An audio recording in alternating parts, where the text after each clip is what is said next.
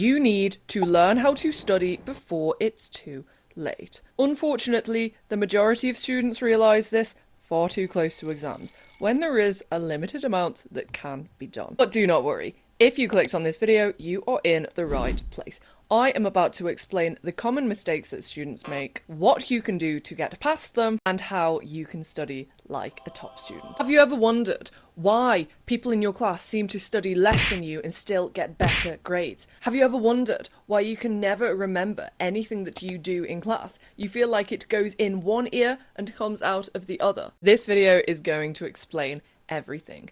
If you find it helpful, I would really appreciate it if you could like and subscribe, show your support so I can continue making videos like this for you guys.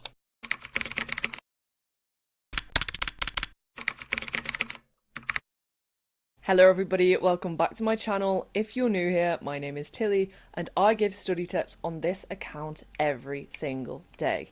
So if you're a student and this is something that you would find helpful, be sure to subscribe so you do not miss out and so that you can get my top tips and tricks on how to become an academic weapon this year. The reason that so many people have a love-hate relationship with studying is that they feel like they put in the work and their grades do not reflect that.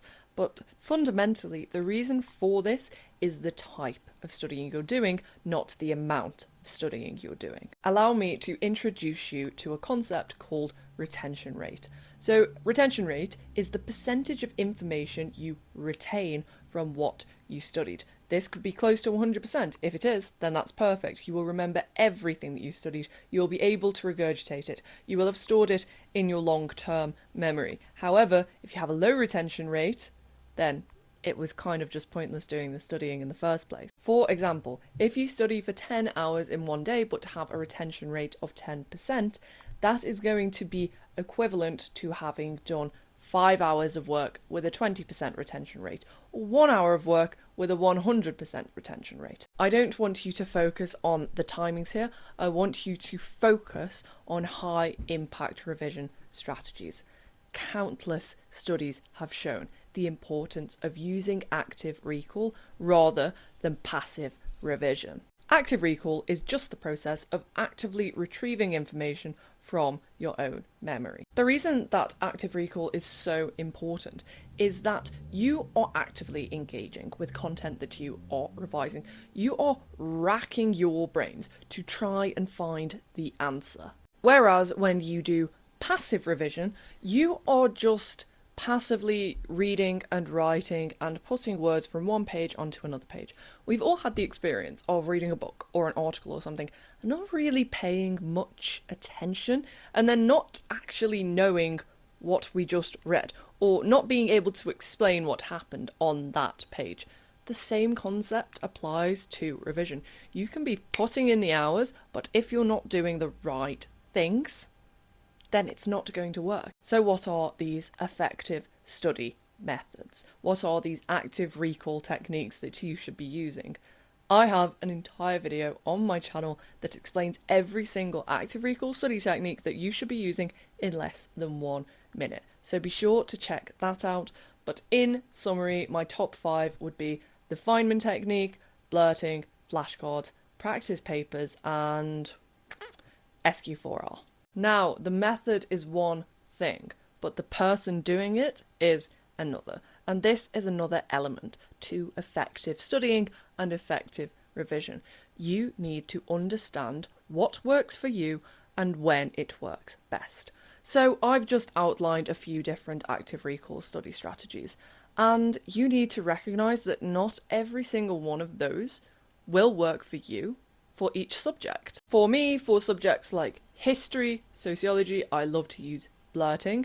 However, in maths, I basically rely solely on cheat sheets and practice paper questions. But in addition to that, I wouldn't stay up until 3 AM doing maths practice paper questions because I know I would be tired and my brain would be tired and I wouldn't work to the best of my ability. I know that I tend to work best in the morning, so that's when I try to get my most difficult tasks done. You might be different. You might work better in the evening or the early afternoon. You need to recognise that, and you need to study at the most appropriate time of day for you. But how do you figure that out? You need to try out a few different things. And this might be painful to begin with, I'm not going to lie to you. Waking up a little bit earlier so you could try and do an hour of revision before school? You might not want to do it, but in doing that, you might discover something about yourself. You might discover that that is the best time of day for you to study. In addition to this, it's not just about when to study, it's about with whom. Do you study best when you have friends that can hold you accountable? Or does studying with friends just mean you end up talking to them? Because it does for me. I need to study alone. Do you work best at home or in the library? You need to figure out what is going to be most effective for you. There have been some studies done that have shown that working in the same place over and over again can be helpful because your brain starts to associate that place with learning. However, other studies show that some students will just get bored if they're sat in the same place for hours and hours at a time. Therefore, it depends on you, and you need to try out a few different study areas, a few different study setups, a few different times of day to study. You need to keep it varied and experiment. So, we've talked about the path that you need to take, the study techniques, the active recall. We've talked about the vehicle. Talked about where you will study, when you will study, with whom you will study, and how important it is to figure that out for you. Now we need to talk about the engine. We need to talk about you, your lifestyle, and making sure it is optimized so that you can perform to the best of your ability. What do I mean by this? We need to talk about sleep. Sleep is so important for concentration, for your ability to retain and digest information, and just for your general well-being. Diet. You need to fuel your brain. I'm not going to say you need to eat this food and this food and this food, but I am going to say you need to have a balanced diet and you need to eat enough. Getting into the habit of eating regularly and eating healthily. And exercise is of paramount importance as well. It's good for your body, which is important when you're sat down for long periods of time when you're studying. But also, it's very good for your brain. Your ability to retain information actually improves when you exercise. Not only that though, it also helps you de-stress. School and studying is stressful. Exercise can take your mind off those things. So we've talked about the path, we've talked about the vehicle, we've talked about the engine, and now we need to talk about the fuel. Very briefly, what is your motivation? What keeps you going? And this has to be long-term, intrinsic, not short-termist, extrinsic, motivating factors. Not your teacher shouting at you because you didn't do your homework, or not those attentions you keep getting because you're not doing your work properly. This needs to come from within. What are you working towards? What grades do you want to get? Who do you want to be in the future? What job do you want to have? What do you want to study? Where do you want to study? These are all important things that can help motivate you in the long run. And consistently checking back in with yourself and making sure you remember your long-term goals is how you sustain long-term motivation. So you need the fuel, you need an engine, you need the car.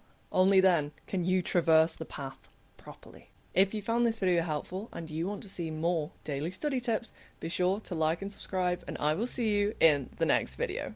Bye guys!